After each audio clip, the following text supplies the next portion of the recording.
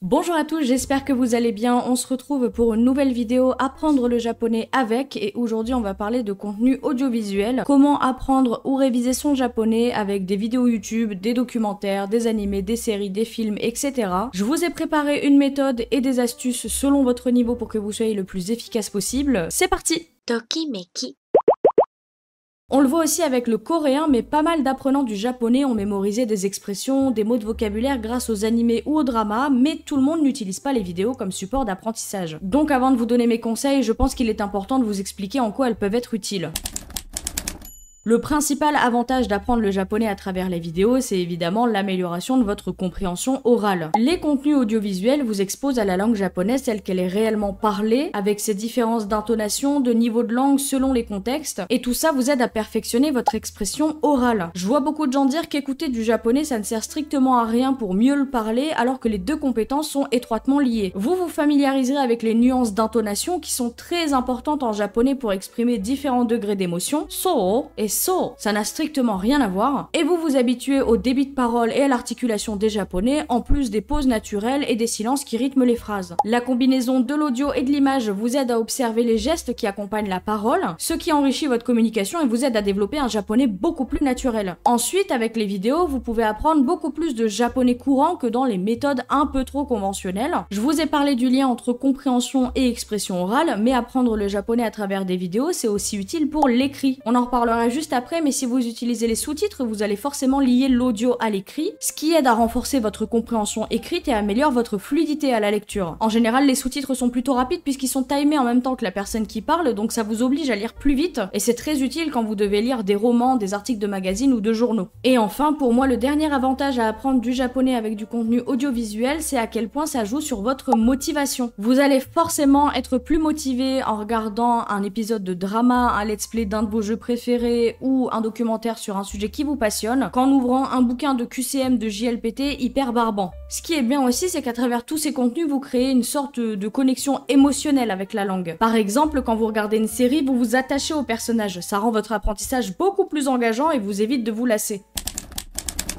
Il n'y a pas de méthode toute faite pour apprendre avec des contenus audiovisuels, et garder les sous-titres ou non est de toute façon utile à tous les niveaux car ça a des objectifs différents. En mettant les sous-titres, vous allez plus travailler votre compréhension écrite et votre vocabulaire parce que vous allez voir les mots associés à leur prononciation. C'est aussi plus facile de prendre des notes sur des mots ou des expressions que vous ne connaissez pas quand vous les avez écrits sous les yeux. Et sans les sous-titres, vous allez plus travailler votre compréhension orale parce que comme il n'y a rien d'écrit, vous allez forcément devoir vous appuyer sur le contexte pour essayer de deviner le sens des phrases. Ça stimule votre mémoire parce que comme vous n'avez pas de sous-titres écrits sur lesquels vous appuyez, vous allez devoir faire des efforts pour saisir le sens global de la scène, ce qui améliore votre compréhension sur le long terme. Comme vous ne serez pas distrait par de l'écrit, vous allez être aussi beaucoup plus attentif aux intonations et aux différences d'accent et d'articulation. Quoi qu'il en soit, comme je vous l'ai dit, c'est utile pour tous les niveaux et je vous conseille d'ailleurs d'alterner ces deux façons de travailler pour ne pas vous lasser. Ce que vous devez changer selon votre niveau, c'est plutôt la difficulté des supports que vous utilisez qui évoluera au fur et à mesure de votre progression. En tant que débutant, votre objectif sera d'apprendre les bases du vocabulaire, des structures grammaticales plutôt simples et de vous familiariser avec l'intonation et l'élocution du japonais. Pour ça, je vous recommande des programmes et des séries destinés aux enfants. Pourquoi? Parce que ce sont des contenus lents avec des phrases courtes et plutôt simples, du vocabulaire qui se rapproche de celui utilisé au quotidien. Ce sont des contenus qui ne durent pas très longtemps, donc c'est bien pour une petite séance de révision. Comme les enfants ont encore un vocabulaire limité, le contenu est très répétitif, ça vous permet de réviser des choses que vous avez déjà vues, des noms, des adjectifs, des verbes. Mais je sais que les contenus pour enfants peuvent être très ennuyeux. Pas sûr que vous soyez motivé si vous devez vous enfiler l'intégralité de Peppa Pig.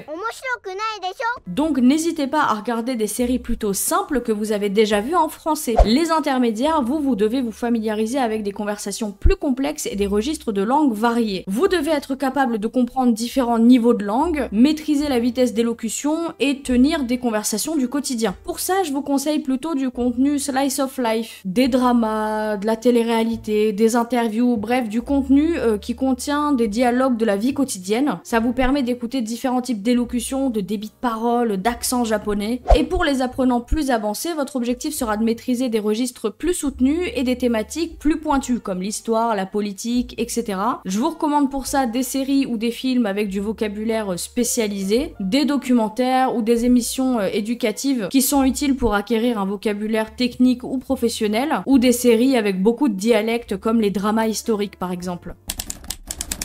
Si je devais commencer à apprendre avec des vidéos, voilà ce que je ferais. Déjà, au lieu de me taper une vidéo de 35 minutes, je prendrais un extrait plutôt court. Je regarderai ce passage en VOSTFR pour repérer les mots et les expressions clés qui sont importants dans cet extrait. Si vous êtes vraiment débutant, sachez que c'est tout à fait normal de ne rien piger au début. À mesure que vous répéterez cet exercice, vous allez commencer à identifier des mots qui sont familiers. Étape 2, je revisionnerai l'extrait, cette fois avec les sous-titres japonais pour vérifier le vocabulaire. Je noterai les mots, les expressions, les points de grammaire que je ne connais pas et je réécouterai les passages clés qui me posent problème pour mieux les comprendre. Étape 3, je regarderai sans les sous-titres pour tester mes progrès et réviser les mots inconnus que je viens de noter. Pour les avancés et les intermédiaires, vous pouvez commencer directement à cette étape, à moins que ce soit un contenu vraiment inaccessible pour votre niveau ou un sujet que vous ne maîtrisez pas du tout. Regardez sans sous-titres et faites de la traduction. Notez ce que vous croyez entendre, essayez de traduire la phrase avec les mots que vous connaissez et ensuite vérifiez avec les sous-titres pour voir si vous avez bon. Ça vous fait travailler votre compréhension orale et votre expression écrite en même temps. La traduction des sous-titres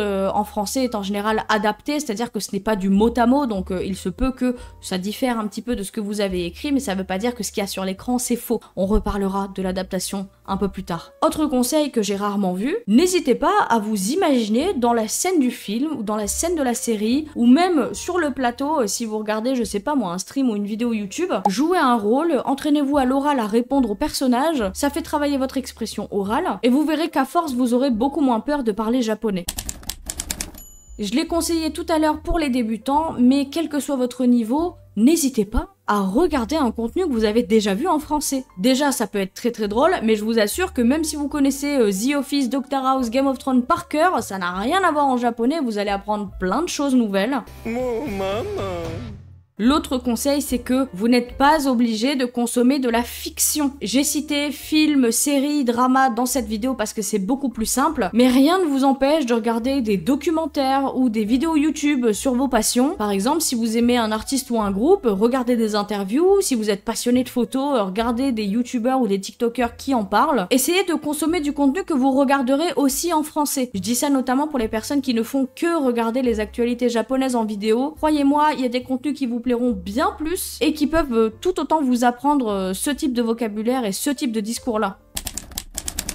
Maintenant, comment regarder des contenus en japonais? Et bien déjà, il y en a pas mal qui sont disponibles sur les plateformes en France. En général, quand c'est un programme qui est produit par la plateforme, vous avez le voice-over, donc le doublage en japonais, ou alors les sous-titres japonais. Vous pouvez aussi paramétrer vos plateformes pour qu'elles ne vous proposent du contenu que dans une certaine langue. YouTube est évidemment une mine d'or, il y a des documentaires, des chaînes officielles de dessins animés qui sont disponibles. Et évidemment, même si beaucoup de contenus japonais sont bloqués à l'étranger, vous pouvez vous aider d'un VPN pour accéder aux plateformes. Pour vous aider, notamment sur Netflix, il y a des applications, enfin des extensions qui existent qui vous permettent de mettre plusieurs sous-titres dans différentes langues, d'avoir un dictionnaire intégré, etc. Je vous mets les deux noms qui reviennent le plus souvent. Language Reactor Tool, qui est gratuit. Et pour le japonais spécifiquement, il y a Migaku, qui je crois est un service payant. Si jamais vous les avez testés, n'hésitez surtout pas à mettre votre avis et votre expérience en commentaire. Et voilà, c'est à peu près tout. Comme d'habitude, j'ai eu l'excellente idée de filmer en début de soirée, et donc le soleil s'est couché en plein milieu de la vidéo, désolé pour ça. Sinon, il n'y a pas de secret, il faut être régulier et vous immerger dans la langue de manière active avec du contenu qui vous plaît. Je vais me répéter, je devrais noter ça sur mon front, mais arrêtez de vous buter avec du contenu que vous n'aimez pas ou qui ne vous intéresse pas. J'espère que ça vous aura été utile, n'hésitez pas à vous abonner et je vous dis à bientôt sur Tokimeki.